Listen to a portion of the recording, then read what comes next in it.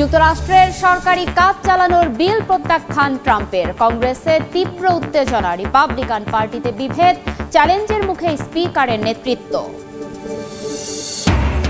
এবং সাইক্লোন চিরোর আঘাতে লন্ডভন্ড ম্যাওর দ্বীপে বাড়ছে মৃতের সংখ্যা। পরিদর্শন করলেন ফরাসি প্রেসিডেন্ট ইমানুয়েল ম্যাক্রো। 23 ডিসেম্বর জাতীয় শোক পালনের ঘোষণা।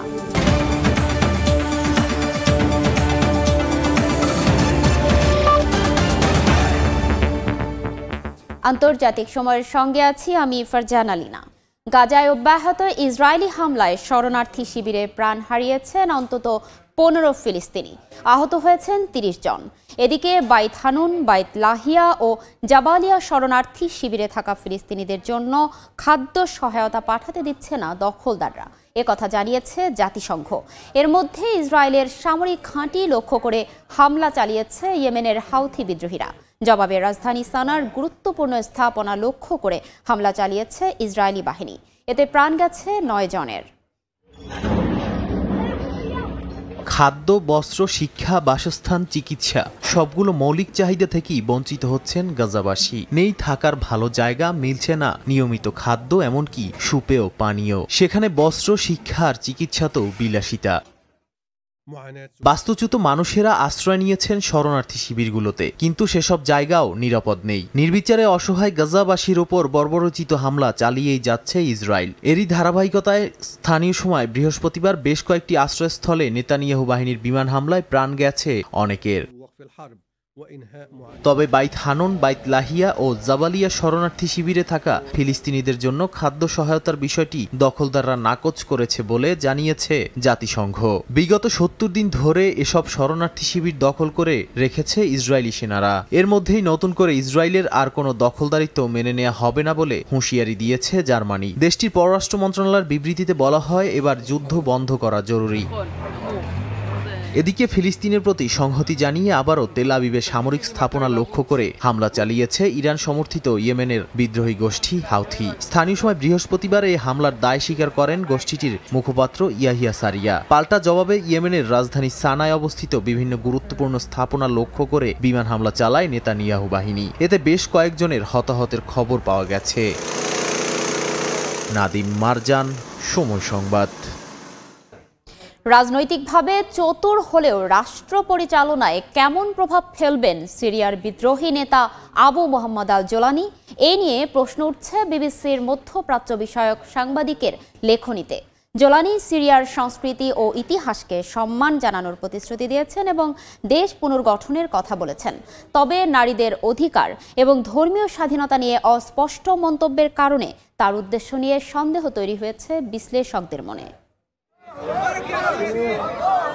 2016 সালে আল কায়দার সঙ্গে সম্পর্ক ছিন্ন করার পর সিরিয়ার নতুন নেতা হিসেবে আবির্ভূত হন মোহাম্মদ আল জোলানি। তার নেতৃত্বেই সিরিয়ার বাশার আল আসাদ সরকারের পতন হয়, গঠন করা হয় অন্তর্বর্তী সরকার।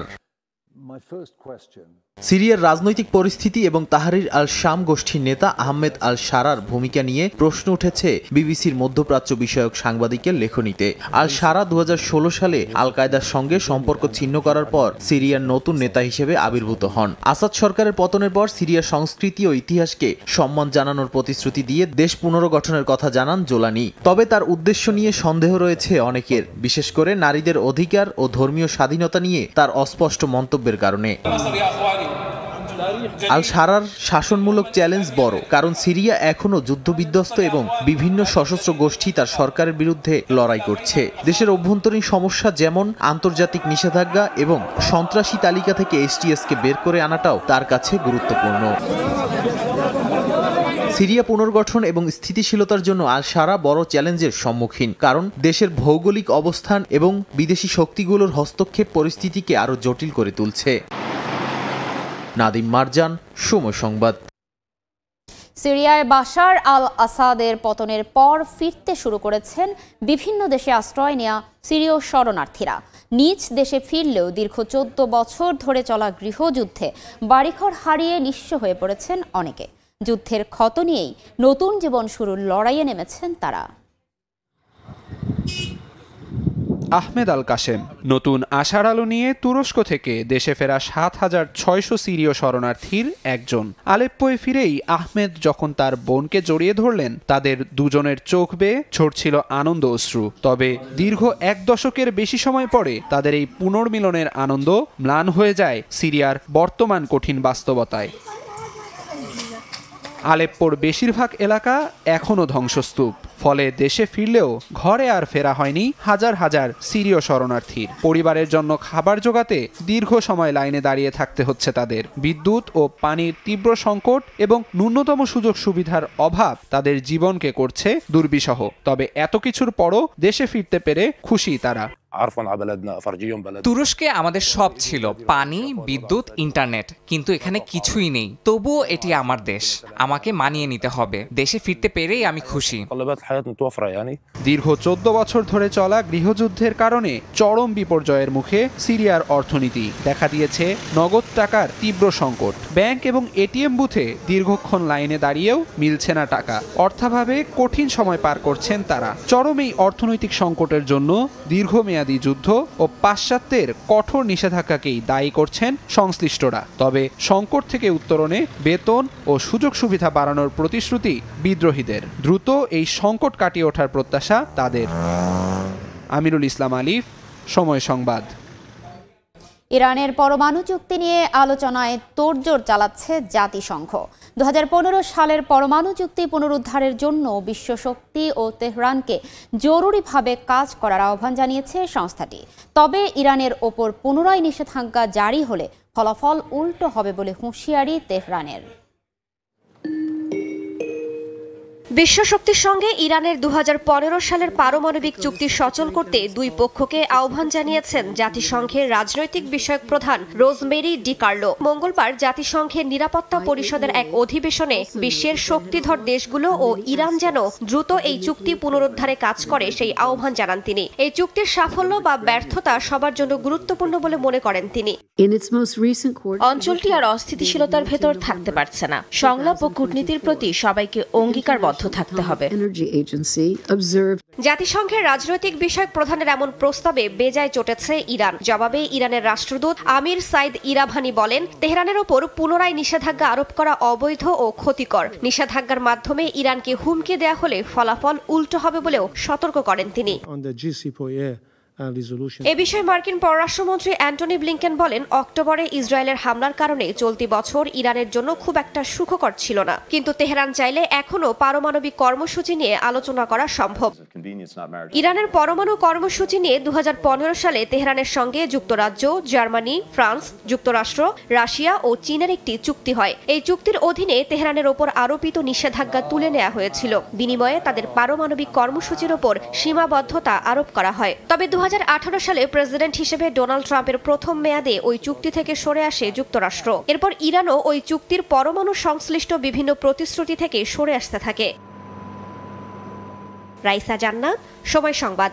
নতুন বছরের শুরুর দিকে সরকারি কার্যক্রম চালু রাখতে $100 বিলিয়ন একটি বিল প্রত্যাখ্যান করেছেন ডোনাল্ড ট্রাম্প ও ইলন মাস্ক। এই সিদ্ধান্তে তৈরি হয়েছে উত্তেজনা। বিভেদ বাড়ছে রিপাবলিকান পার্টিতেই। চ্যালেঞ্জের মুখে পড়ছে রিপাবলিকান হাউস স্পিকার মাইক জনসনের নেতৃত্ব। সরকারের কার্যক্রম বন্ধ হয়ে গেলে যুক্তরাষ্ট্রের অর্থনীতিতে বিশৃঙ্খলা দেখা দিতে পারে। নবনির্বাচিত মার্কিন প্রেসিডেন্ট ডোনাল্ড ট্রাম্প ও ধনকুবের ইলন মাস্ক ক্ষমতা গ্রহণের আগেই নিচ্ছেন একের পর এক সিদ্ধান্ত। এবার যুক্তরাষ্ট্রের হাউস অব রিপ্রেজেন্টেটিভের স্পিকার মাইক জনসনের একটি অস্থায়ী বিলের বিরুদ্ধে অবস্থান নিয়েছেন দুজন। নতুন বছরের শুরুর দিকে সরকারি কার্যক্রম চালু রাখতে $100 বিলিয়ন একটি অস্থায়ী বাজেট নিয়েছিল বিলটি। এই অর্থে দুর্যোগ মুহূর্তের ত্রাণ, কৃষকদের অর্থ সহায়তা ও বাল্টিমোরের সেতু পুনর্নির্মাণের কথা ছিল। তবে ট্রাম্প ও মাস্কের এই অবস্থানের কারণে কংগ্রেসে অস্থিরতা দেখা দেওয়ার পাশাপাশি সরকারের কার্যক্রম বন্ধ হওয়ার ঝুঁকি তৈরি হয়েছে। বিশেষত রিপাবলিকানদের মধ্যে এই বিল নিয়ে তীব্র বিতর্ক দেখা দিয়েছে। এমন পরিস্থিতিতে দলটির মধ্যে বিভাজন তীব্র হচ্ছে এবং জনসনের নেতৃত্বকে বিপদে ফেলেছে। ট্রাম্প ও মাস্কের পদক্ষেপে যদি সরকারের কার্যক্রম বন্ধ হয়ে যায়, তাহলে যুক্তরাষ্ট্রের অর্থনীতি ও জনজীবনে নেতিবাচক প্রভাব ফেলতে পারে বলে মনে করছেন অনেকে। এই রাজনৈতিক অস্থিরতা ট্রাম্পের দ্বিতীয় মেয়াদে কিভাবে চলবে তার একটি প্রাথমিক সংকেত হিসেবে দেখছেন বিশ্লেষকরা। এই সংকটের মধ্যে কংগ্রেসে 2025 সালের বাজেট তৈরিতেও রয়েছে অনিশ্চয়তা। আগামী কয়েক সপ্তাহে এর পরিণতি কি হবে তা নিয়ে চলছে অনেক জল্পনা কল্পনা। এদিকে ট্রাম্পের মারে লাগো রিসোর্টে ট্রাম্পের সঙ্গে নৈশভোজে অংশ নেন জেফ বেজোস ও ইলন মাস্ক। এদিন ট্রাম্পের অঙ্গ সংগঠনে $1 মিলিয়ন সহায়তার ঘোষণা দেন বেজোস। নাদিম মারজান, সময় সংবাদ। সাইক্লোন চিডোর আঘাতে লন্ডভন্ড ফ্রান্সের ম্যাওর্ট দ্বীপ ঘুরে দেখেছেন প্রেসিডেন্ট ইমানুয়েল ম্যাক্রো। খোঁজ খবর নিয়েছেন ক্ষতিগ্রস্তদের। এ সময় 23 ডিসেম্বরে জাতীয় শোক পালনের ঘোষণা দিয়েছেন ফরাসি প্রেসিডেন্ট। তাণ্ডবের কয়েকদিন পরেও বেড়ে চলেছে মৃতের সংখ্যা। চলছে উদ্ধার কাজ। শত শত নিহতের আশঙ্কা করছে কর্তৃপক্ষ। পাখির চোখে ফুটে উঠছে সাইক্লোন চিডোর তাণ্ডবে বিধ্বস্ত বাড়িঘরের দৃশ্য। মাইলের পর মাইল কেবলই ধ্বংসস্তূপের চিহ্ন। ফ্রান্সের ম্যায়োর্ট দ্বীপের বাসিন্দারা এখন বাস করছেন বাস্তুচ্যুতদের মতো। নেই পর্যাপ্ত সুপেয় পানি, মুখে দেওয়ার মতো খাদ্যও নেই। স্থানীয় সময় বৃহস্পতিবার দ্বীপটি পরিদর্শন করেছেন প্রেসিডেন্ট ইমানুয়েল ম্যাক্রো। তাকে পেয়ে কান্নায় ভেঙে পড়েন অসহায় বাসিন্দারা। সবার দ্বারে দ্বারে গিয়ে কুশল বিনিময় করায় বেশ খুশিও তারা। এদিন ম্যায়োর্টের হাসপাতালও ঘুরে দেখেন ফরাসি প্রেসিডেন্ট। গণমাধ্যমে দেওয়া সাক্ষাৎকারে 23 ডিসেম্বরে জাতীয় শোক পালনের ঘোষণা দেন ম্যাক্রো। শনিবার ধ্বংসযজ্ঞ চালিয়ে সাইক্লোন চিডো বিদায় নিলেও এখনও বেরিয়ে আসছে একের পর এক মরদেহ। তাই উদ্ধার কাজ চালিয়ে যাচ্ছেন উদ্ধারকর্মীরা। এর মধ্যেই ভারত মহাসাগরে অবস্থিত ফ্রান্সের বিভিন্ন দ্বীপ সাহায্যের হাত বাড়িয়েছে ম্যায়োর্টের দিকে। রিউনিয়ন দ্বীপ থেকে 23 টন সুপেয় পানি সহ পাঠানো হয়েছে বিভিন্ন ধরনের মানবিক সহায়তা। নাদিম মারজান, সময় সংবাদ। রোহিঙ্গাদের নিরাপদ প্রত্যাবাসনে রাখাইনে স্থিতিশীলতা দেখতে চায় বাংলাদেশ। মিয়ানমারের সংকট নিয়ে থাইল্যান্ডের রাজধানী ব্যাংককে আয়োজিত একটি বিশেষ পরামর্শ সভায় একথা জানান পররাষ্ট্র উপদেষ্টা তৌহিদ হোসেন। বৃহস্পতিবার থাই পররাষ্ট্রমন্ত্রী মারিস সাং জিয়ামপংসার সভাপতিত্বে অনুষ্ঠিত এই বৈঠকে উপস্থিত ছিলেন মিয়ানমারের উপপ্রধানমন্ত্রী এবং পররাষ্ট্রমন্ত্রী উ থান সুয়ে। বৈঠকে রোহিঙ্গা প্রত্যাবাসন, সীমান্ত সুরক্ষা এবং মিয়ানমারের রাজনৈতিক স্থিতিশীলতার বিষয়ে টেকসই পদক্ষেপ নিতে আহ্বান জানানো হয়। এ সময়ে পররাষ্ট্র উপদেষ্টা তৌহিদ হোসেন মিয়ানমারের শান্তি, স্থিতিশীলতা ও গণতন্ত্র প্রতিষ্ঠার পাশাপাশি রোহিঙ্গাদের নিরাপদে ও সম্মানের সঙ্গে ফেরার উপযোগী পরিবেশ নিশ্চিত করা বাংলাদেশের স্বার্থে অত্যন্ত গুরুত্বপূর্ণ বলে উল্লেখ করেন। বার্ড ফ্লু ভাইরাসে আক্রান্তের সংখ্যা ব্যাপক হারে বৃদ্ধি পাওয়ায় যুক্তরাষ্ট্রের ক্যালিফোর্নিয়ায় জরুরি অবস্থা জারি করা হয়েছে। স্থানীয় সময় বুধবার অঙ্গরাজ্যটির গভর্নর এক বিবৃতিতে জানান, দক্ষিণাঞ্চলে গরুর দুধে ভাইরাসের উপস্থিতি শনাক্ত করার পর এই সিদ্ধান্ত নেওয়া হয়। হঠাৎ করে যুক্তরাষ্ট্রের ক্যালিফোর্নিয়া অঙ্গরাজ্যে দেখা দিয়েছে বার্ড ফ্লু আতঙ্ক। বুধবার অঙ্গরাজ্যটির গভর্নর গ্যাভিন নিউজম এক বিবৃতিতে বলেন, সম্প্রতি বার্ড ফ্লু ভাইরাসে আক্রান্তের সংখ্যা বেড়ে গেছে রাজ্যটিতে। এ কারণে ক্যালিফোর্নিয়ায় জারি করা হয়েছে জরুরি সতর্কতা। বিবৃতিতে আরও জানানো হয়, ক্যালিফোর্নিয়ার দক্ষিণাঞ্চলে বেশ কিছু গরুর দুধে বার্ড ফ্লু ভাইরাস শনাক্ত করা হয়েছে। মার্কিন সংবাদ মাধ্যম সিবিএস নিউজ জানায়, বুধবার লুসিয়ানার centre for disease control and prevention সিডিসিতে প্রথমবারের মতো একজন গুরুতর বার্ড ফ্লু আক্রান্ত ব্যক্তির খবর পাওয়া গেছে। মুরগি কিংবা গরুর মতো অন্যান্য প্রাণী থেকে কোনো ব্যক্তির মাধ্যমে এটি ছড়িয়ে পড়তে পারে। আপনি যদি এদের ধরার পর হাত না ধুয়ে চোখে মুখে হাত দেন, তবে এই ভাইরাস থেকে আপনি সংক্রমিত হবেন। এটি বাতাসের মাধ্যমেও ছড়াতে পারে। তাই নিজেকে নিরাপদ রাখতে মাস্ক পরতে হবে, গ্লাভস পরতে হবে, গরম পানি দিয়ে হাত ধুতে হবে। সরকারি সংস্থাগুলো যাতে এই প্রাদুর্ভাব কমাতে দ্রুত প্রয়োজনীয় পদক্ষেপ নিশ্চিত করতে পারে, সেই জন্য রাজ্য জুড়ে জরুরি অবস্থা জারি করা হয়েছে বলে জানান গভর্নর। তবে এখনো পর্যন্ত রাজ্যটিতে ব্যক্তি থেকে ব্যক্তিতে বার্ড ফ্লু ছড়িয়ে পড়ার কোনো ঘটনার খবর পায়নি বলে জানিয়েছে ক্যালিফোর্নিয়ার স্বাস্থ্য কর্মকর্তারা। সিডিসি জানায়, দেশটির 16টি অঙ্গরাজ্যে মোট 61টি মানবদেহে বার্ড ফ্লু শনাক্ত করা হয়েছে, যার মধ্যে 34টি ক্যালিফোর্নিয়ায়। অন্তরা সেন, সময় সংবাদ। কম্পিউটারে দক্ষ, সফটওয়্যার, নার্সিং, ফিশিং সহ বিশেষ কিছু কাজের অভিজ্ঞতা থাকলে ইতালিতে সহজেই চাকরি পেতে পারেন প্রবাসীরা। সেই সঙ্গে ভাষা জানা থাকলে আরও সহজ হবে প্রক্রিয়া।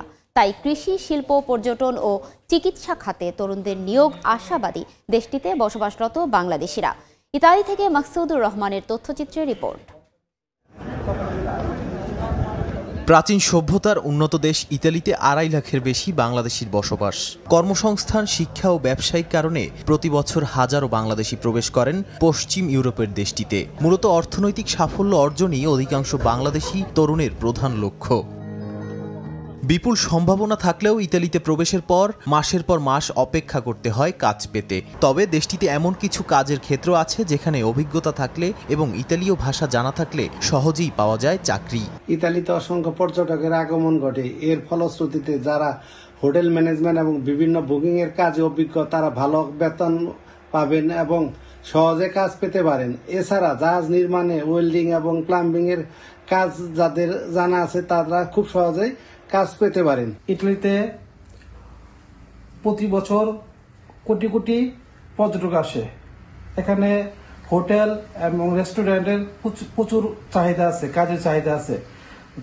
কাজ শিখে আসলে, বাংলাদেশ থেকে কাজ শিখে আসলে এবং বাংলাদেশ শিখে আসলে এখানে 12 টাকা বেতনে কাজ পাওয়া যাবে। কৃষি, শিল্প, পর্যটন ও চিকিৎসা ক্ষেত্রে ইতালির খ্যাতি দুনিয়া জোড়া। বিভিন্ন কারণে দেশটিতে প্রতি বছর কমছে জনসংখ্যা। এতে কম্পিউটারে অভিজ্ঞ software, nursing, fishing, agro farming, beauty salon, welding, electrician, restaurant কর্মী, পরিচ্ছন্ন কর্মী ও হোটেল ম্যানেজমেন্টে দক্ষ কর্মীর বিশাল চাহিদা রয়েছে ইতালিতে। সংশ্লিষ্টরা জানান, ইতালির প্রতিদ্বন্দ্বিতাপূর্ণ চাকরির বাজারে নিজেকে যোগ্য করে গড়ে তুলতে প্রয়োজন ভাষা শিক্ষার পাশাপাশি বিভিন্ন কাজের অভিজ্ঞতা অর্জন। তাহলে সহজেই পাওয়া যায় চাকরি। সময় সংবাদ, ইতালি। 10,000 নার্স নিয়োগে কুয়েতের স্বরাষ্ট্র মন্ত্রণালয়ে তালিকা পাঠিয়েছে বাংলাদেশ। অভিবাসী দিবস অনুষ্ঠানে এ তথ্য জানান কুয়েতে নিযুক্ত বাংলাদেশের রাষ্ট্রদূত মেজর জেনারেল সৈয়দ তারেক হোসেন। এ সময় প্রবাসীদের আইন মেনে চলার অনুরোধ করেন তিনি। কুয়েত থেকে মঈন সুমনের রিপোর্টে বিস্তারিত।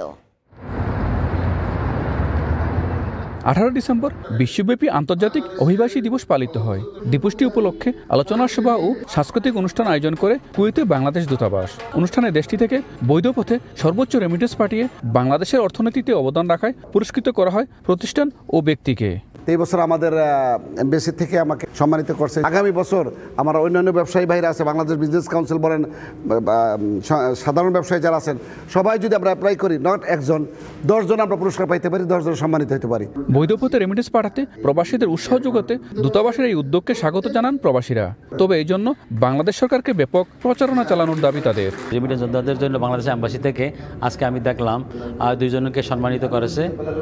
আমি মনে করি আগামীতে 2 জন আরও বেশি করা হোক। এখানে বাংলাদেশ সরকারকে বিশেষভাবে অনুরোধ করব যাতে এই ব্যাপারে নিয়ে জনগণের মাধ্যমে এবং আমাদের প্রবাসীর মাধ্যমে বিশেষভাবে প্রচারণার মাধ্যমে তাদেরকে উৎসাহিত করে এবং আরও অধিক রেমিটেন্স পাঠানোর জন্য উৎসাহিত করতে পারে। অনুষ্ঠানে কুয়েতের শ্রমবাজার সম্প্রসারণ ও প্রবাসীদের কল্যাণে বাংলাদেশ দূতাবাসের কর্মকাণ্ড নিয়ে প্রতিবেদন প্রকাশ করা হয়। 10,000 নার্স নিয়োগে কুয়েতের স্বরাষ্ট্র মন্ত্রণালয়ে তালিকা পাঠিয়েছে বাংলাদেশ। এছাড়া দেশটিতে জনশক্তি নিয়োগে বিশেষ অনুমতি বা লামানা প্রথা অপসারণে 2 দেশের মধ্যে আলোচনা চলছে। এর সুফল পেতে প্রবাসীদের আইন মেনে চলার পরামর্শ দেন কুয়েতে নিযুক্ত বাংলাদেশের রাষ্ট্রদূত। বাংলাদেশের জনগণের মধ্যে আইন ভাঙার প্রবণতা খুব বেশি। উনি আমাকে যেটা বললেন যে আমি আপনাকে অনুরোধ করছি, আপনার মাধ্যমে আপনাদের জনগোষ্ঠীকে জানান তারা যেন আইন কানুন মেনে চলেন। তার মানে আমাদের এই ডিসিপ্লিনের স্ট্যান্ডার্ড, আমাদের আইন শৃঙ্খলা মানার স্ট্যান্ডার্ড, এটার উন্নতি যখন হবে তখনই আমরা আশা করতে পারি লামানা উঠবে। আলোচনা ও পুরস্কার বিতরণ শেষে মনোজ্ঞ সাংস্কৃতিক অনুষ্ঠানে গান পরিবেশন করেন প্রবাসী শিল্পীরা। এদিনটি শুধু অভিবাসীদের সমস্যার উপর আলোকপাতের মধ্যে সীমাবদ্ধ না রেখে রেমিটেন্স যোদ্ধা প্রবাসীদের অবদান, জীবন সংগ্রাম এবং সাফল্যকে সরকারিভাবে স্বীকৃতি দেওয়া সহ বিদেশে শোষণ কিংবা মানবাধিকার লঙ্ঘনের শিকার না হয় বিষয়টি নিশ্চিত করা প্রয়োজন বলে মনে করছেন সংশ্লিষ্টরা। কুয়েতস্থ বাংলাদেশ দূতাবাস থেকে মঈন সুমন, সময় সংবাদ। যুক্তরাজ্য ভিত্তিক গণমাধ্যম দ্য ইকোনমিস্টের বর্ষসেরা দেশ নির্বাচিত হয়েছে বাংলাদেশ।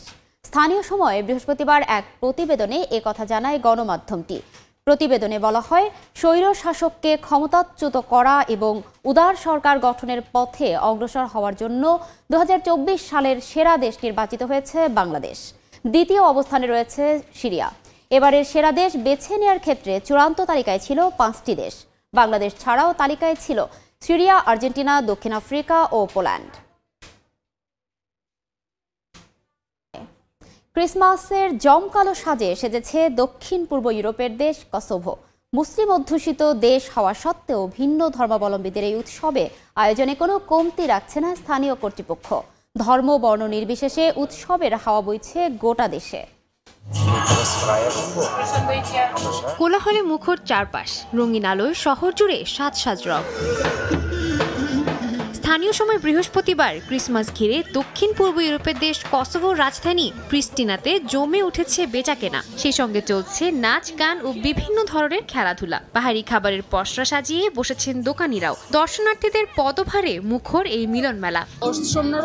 এটা খুবই স্বাভাবিক। আমার মনে হয় বছরের এই শেষ অনুষ্ঠানটি ধর্মবর্ণ নির্বিশেষে সবার উদযাপন করা উচিত। এটি শুধুমাত্র খ্রিস্টান সম্প্রদায়ের মাঝে সীমাবদ্ধ থাকা উচিত নয়। পুরো আয়োজন খুবই চমৎকার হয়েছে। প্রতিদিন অনেক মানুষ আসছে, মূলত পরিবার সহ অনেকেই এখানে ঘুরতে আসছে। বেচাকেনাও বেশ ভালো। এই মনোমুগ্ধকর আয়োজন দেখতে এসেছেন বিভিন্ন দেশের পর্যটকরা, তাই দেশটির পর্যটন ব্যবসাও এখন বেশ চাঙা। সাদিয়া তাসনিম, সময় সংবাদ। বড়দিন উপলক্ষে নানা আলোয় সেজে উঠেছে মেক্সিকোর রাজধানী। উৎসবের রঙে যেমন সেজেছে গোটা শহর, তেমনি আনন্দে মেতেছেন ঘুরতে আসা দর্শনার্থীরা। বেলুন আর বড় বড় ক্রিসমাস ট্রি নজর কাটছে সবার।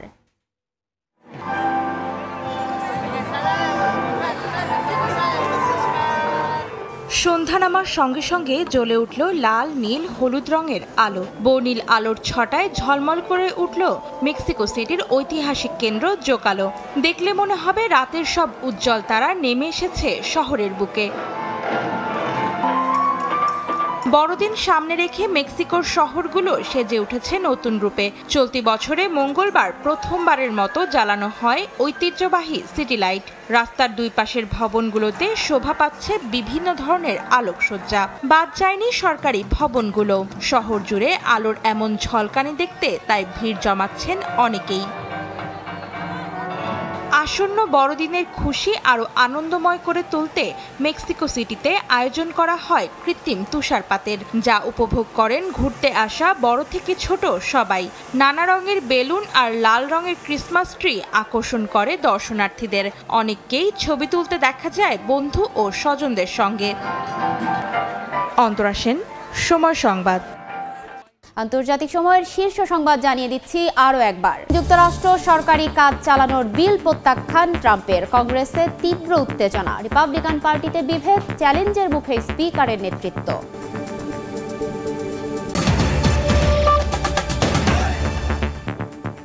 এই ছিল আন্তর্জাতিক সময়। সঙ্গে থাকুন সময়।